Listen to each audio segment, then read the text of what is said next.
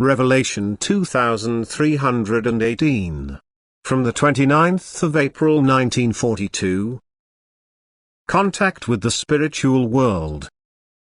Contact with the spiritual world is so extremely fruitful that it should always be established and striven for anew. People cannot be sufficiently advised to make contact with the giving forces of the spiritual kingdom, for if they abandon themselves to these forces, their higher development is guaranteed. Where people lack the strength to do so, they are always willing to transmit it and only require the willingness to receive it, but this can only happen when the human being establishes a conscious connection with the giving forces.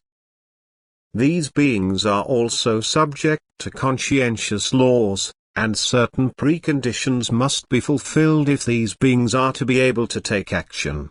But as soon as the human being believes that the spiritual forces can influence his way of life, as soon as he wants to let the influence work on him, the spiritual beings have a certain freedom. They are now allowed to give to the human being at their own discretion. And since they are extremely willing and helpful, the human being is abundantly provided for by them and truly need not live in want. The otherworldly forces often make themselves known to people and want to encourage them to establish a connection with them.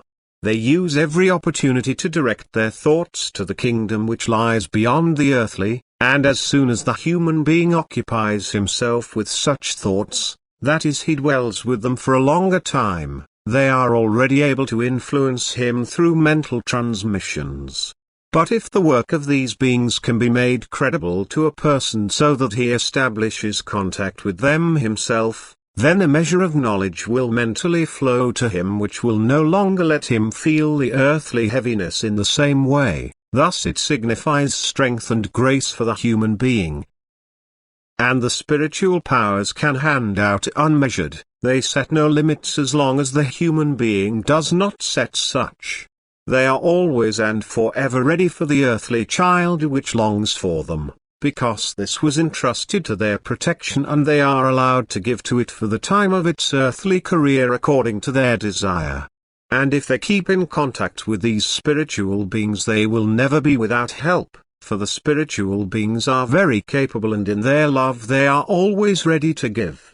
Yet people have to initiate the contact themselves, for they may only offer their spiritual gifts to those who make contact with them through mental questions or, believing in their strength, desire them through heartfelt prayer to God or by silently calling upon the powers God has provided for them during their life on earth. Amen.